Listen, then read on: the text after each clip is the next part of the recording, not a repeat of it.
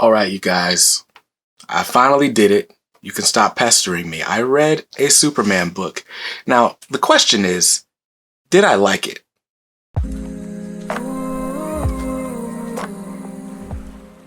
What's up, guys? BJ Kicks here. Welcome back to my channel, or if it's your first time here, welcome. Now, on this channel, I buy comics, I read them, and I review them, all for your viewing pleasure. So if you're new here and you're interested in that type of content, make sure you hit that subscribe button, then tap the bell icon so that you're notified when I post new videos.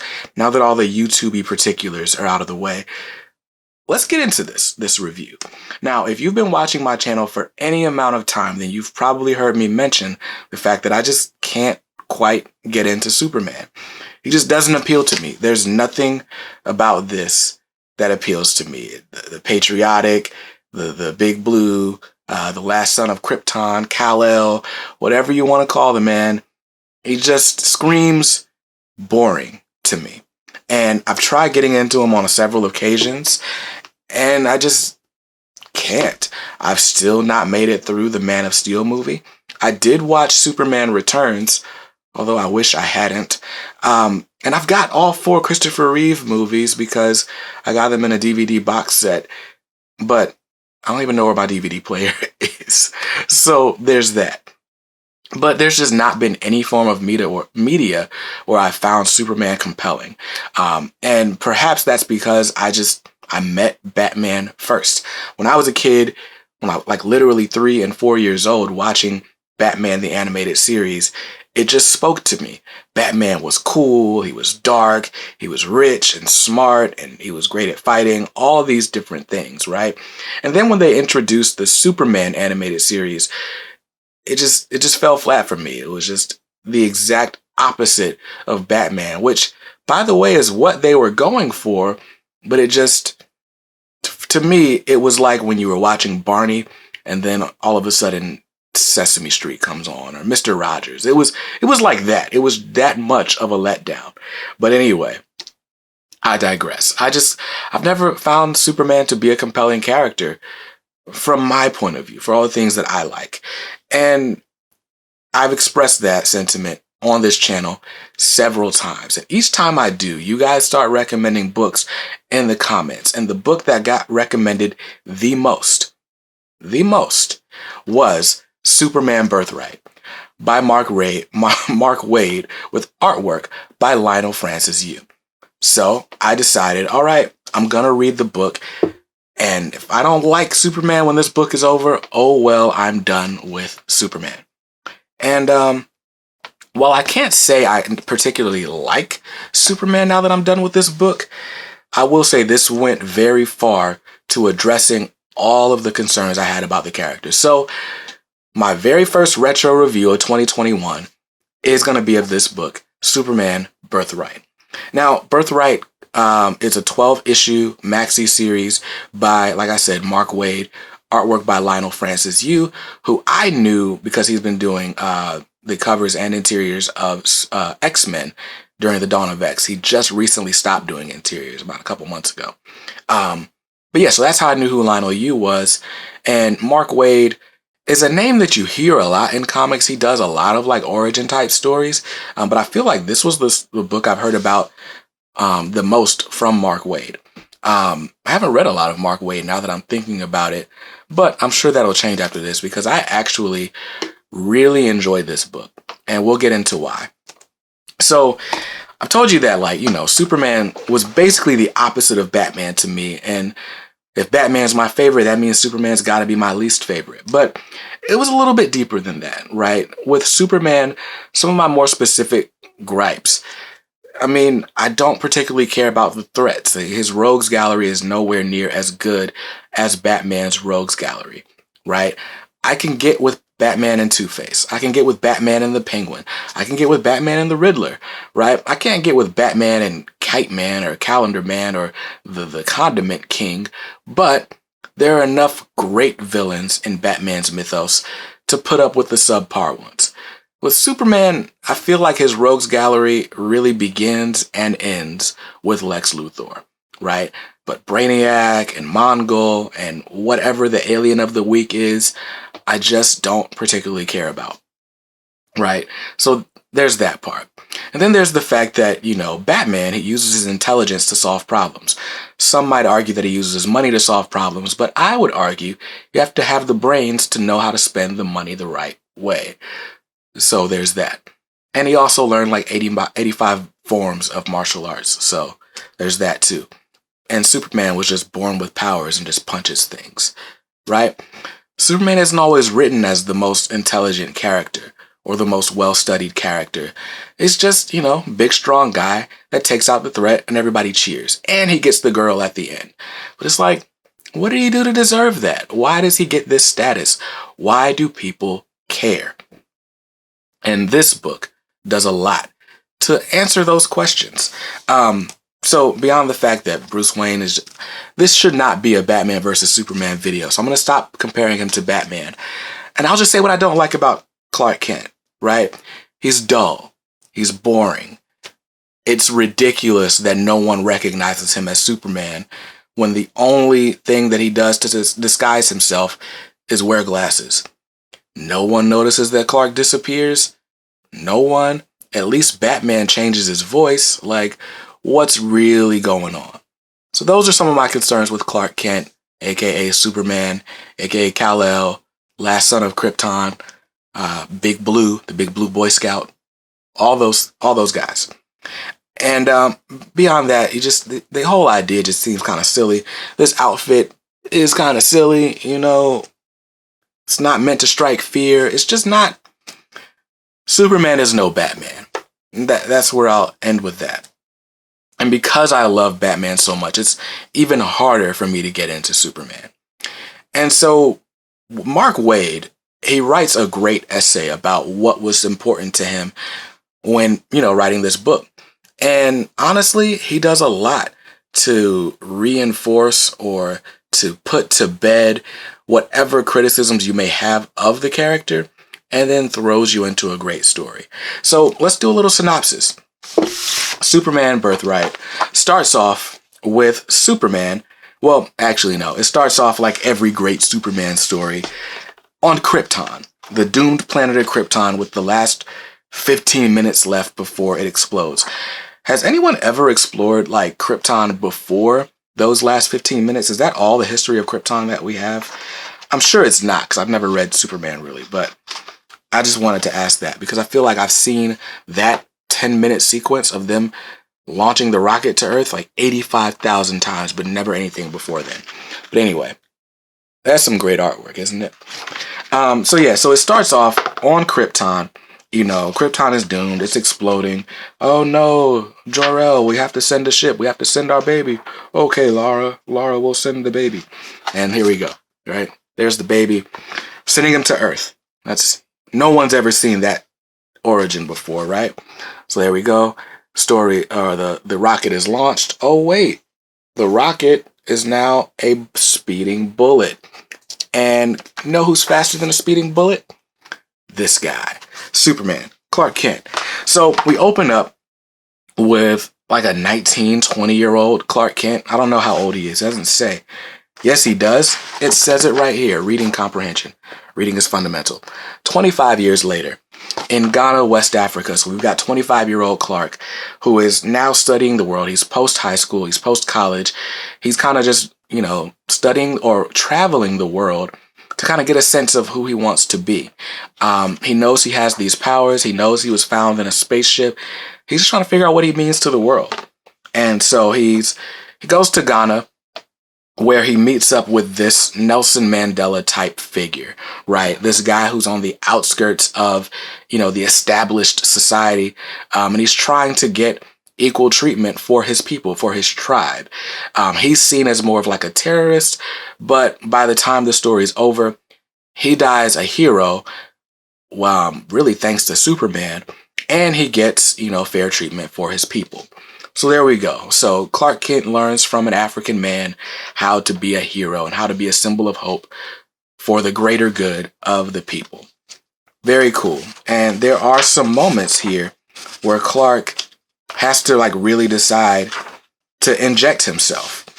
There's a great scene in this book where Clark is carrying a freaking truck reminiscent of that Action Comics cover. And as soon as I find it, I'll show it to you guys. Here we go. So yeah, Clark is put in some situations where he has to kind of insert himself in the middle of this conflict between tribes and Parliament. And like I said, by the time this part of the story is over, you know, his mentor guy mentor guy dies, but, you know, he wins the struggle. He wins the objective, and, you know, he's fought for the greater good of the people, and he's gotten it. So very cool stuff. Now, once this happens, Clark has decided, look, like I can't try to blend in anymore. I got to stand out. I got to be a hero for these people.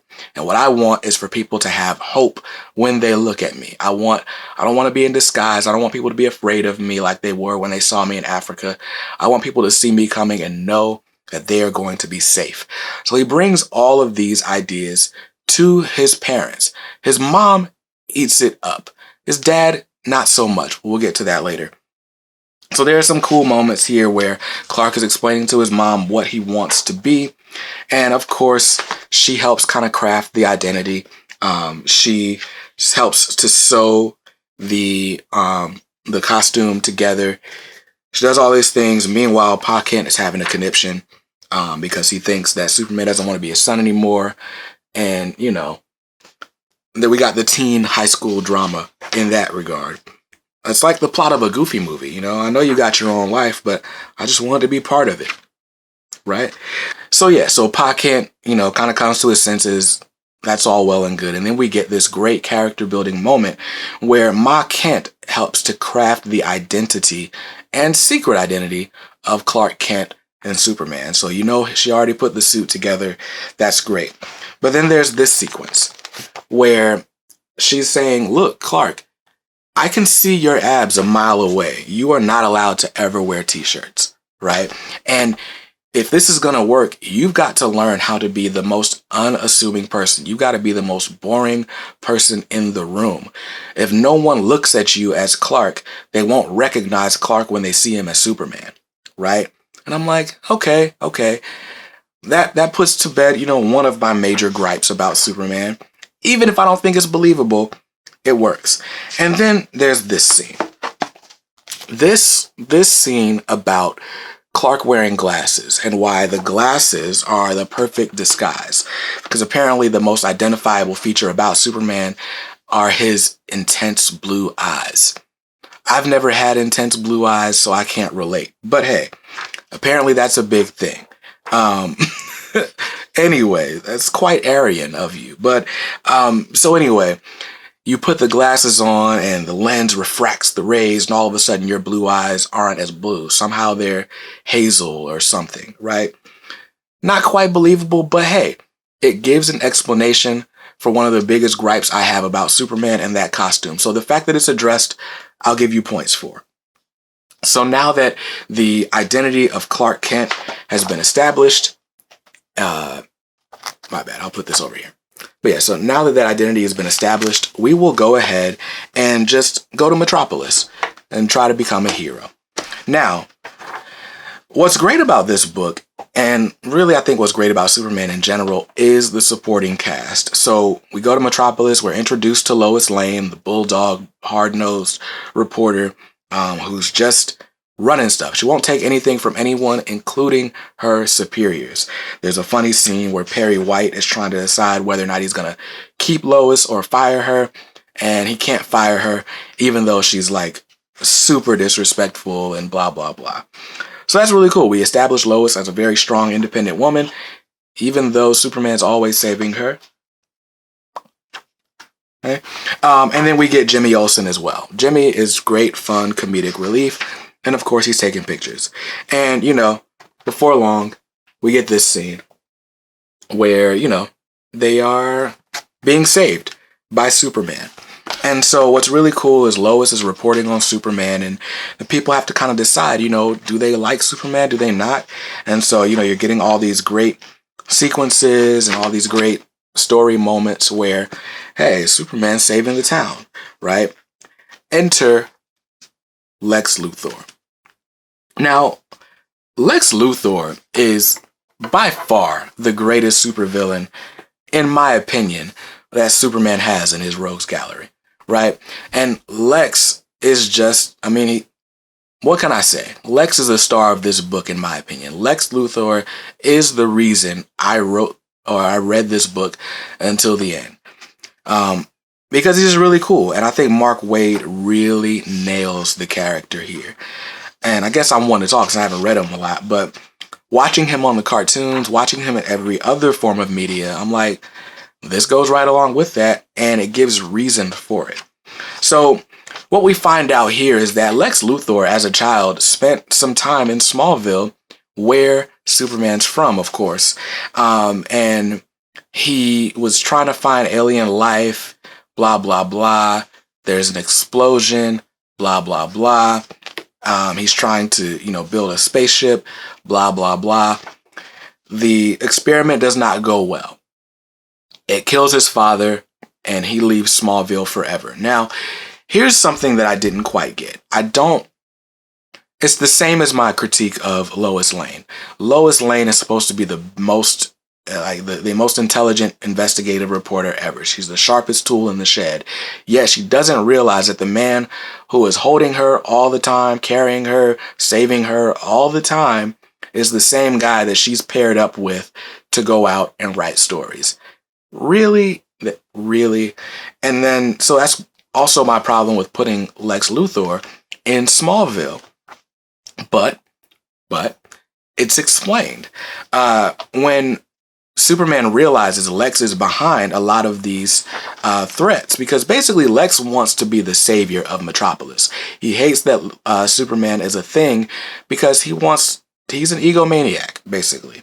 And that's it. Superman wants to be a symbol of hope, and Lex doesn't want people to have hope in anything but him. But anyway, so there's this great moment where Superman realizes that it's Lex that's behind these attacks and all these different things. And he's talking to his dad about it, and he's like, look, like, he's going to know who I am. And Pa Kent is like, no, Lex's ego has blinded him. He's already said that nothing good will ever come from Smallville. He's never going to think you're the same person, ever. And I'm like, all right. Lex is supposed to be the smartest guy in the world, but all right, you gave me a reason. I'll suspend my disbelief. All right, you got me. So anyway, without spoiling how this book goes, you could probably guess it though. Superman comes on the scene. Lex doesn't like that. He's trying to, put together a plot to make sure that Metropolis sees Superman as a menace, to quote J. Jonah Jameson from a completely different universe. But yeah, he wants them to see Superman as a menace. He wants to be the only hope, the only source of inspiration for Metropolis, and thus America, and thus the world. So there we go. And I love that. I love the motivations and the character moments that they give to Lex Luthor. The rest of the book is about Superman and Lois and Jimmy trying to prove Lex wrong as he, basically is framing Superman for all sorts of things. Now, let me do this. Let's go back, because there are also moments that Mark Waid and Leinil used to really kind of quell some of my issues with Superman. And they happen fairly quickly in the book, as I should add. And there's this scene. I'm going to take a picture of it. But there's this idea that Superman is just this bright, shining figure. But there's also the idea like, okay, if there's somebody that powerful, wouldn't people be more afraid of him? And so there's a panel here where Superman basically becomes Batman for a second and is like just the scariest thing on the page. All right, here we go.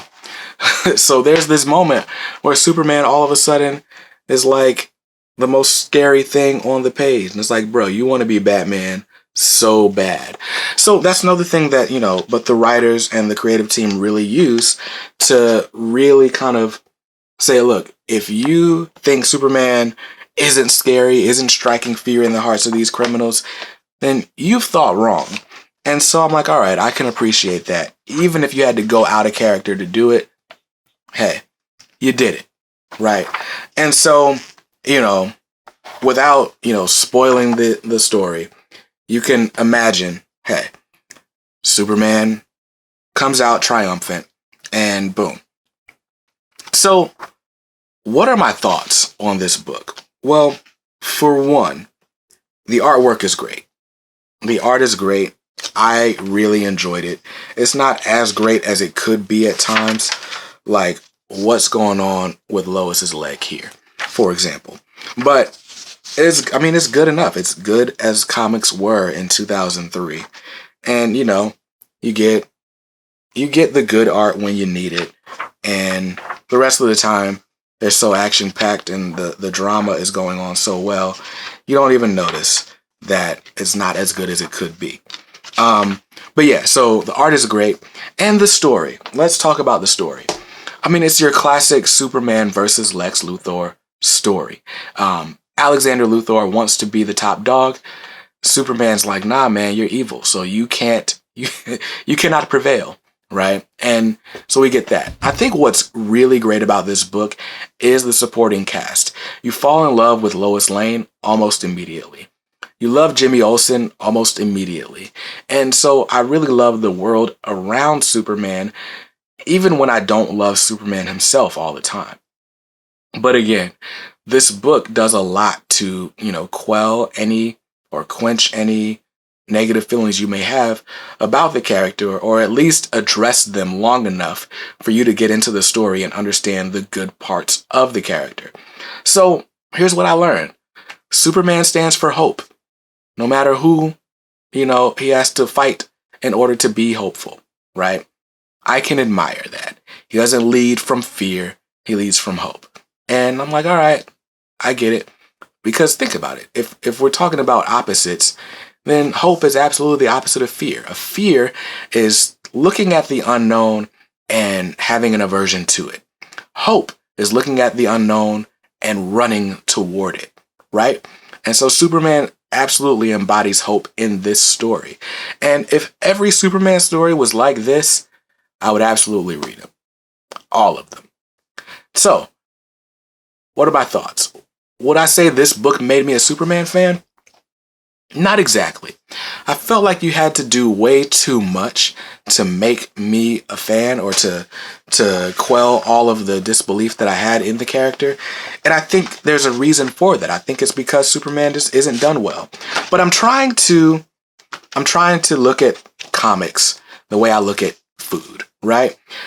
I like to cook. I like to make food. And what I'm learning by being, a little amateur chef is that there's no such thing as bad food. There's just ingredients that were not used the right way. A well-placed olive can make a sandwich amazing, and a poorly placed olive is just disgusting. So here we have it. Here's Superman, the well-placed olive in this story. I enjoyed it.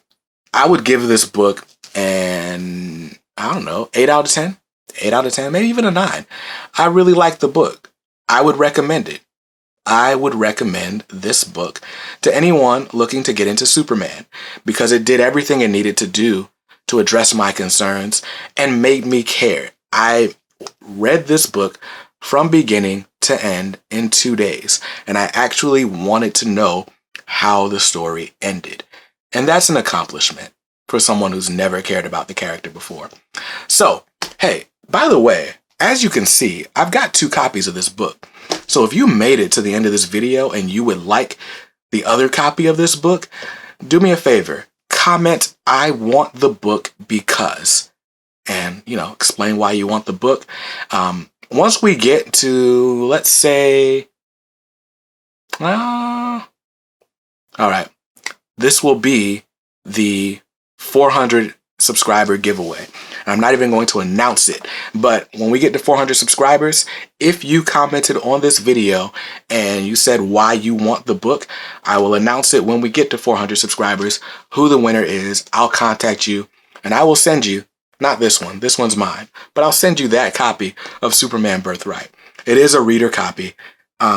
So is this one, but I had an extra and I wanted to spread the love. So there you go. You got to be subscribed to the channel to win. But yeah, so if you want that copy, those are the instructions. I want this book because, tell me why you want it, and I'll pick the coolest reason. Or maybe I'll just put you in a random comment generator and we'll go from there. But yeah, so I highly recommend this book. I give it an 8 out of 10. I enjoyed it. And if all Superman stories are like this, or at least if the ones you recommended to me are like this, then I'll keep reading them. And I got plenty to choose from. I still got Secret Origin, got All-Star Superman, I've got Superman for All Seasons. So I'm going to start reading those books, and hopefully they're all as good as this one. Hopefully you guys can change my mind about Big Blue. But for now, Batman still reigns supreme. And that's okay. I hope you like this book. If not, it's cool. You can buy what you like. Make sure you read what you buy and be nice to others, because kindness makes the world go round. Peace.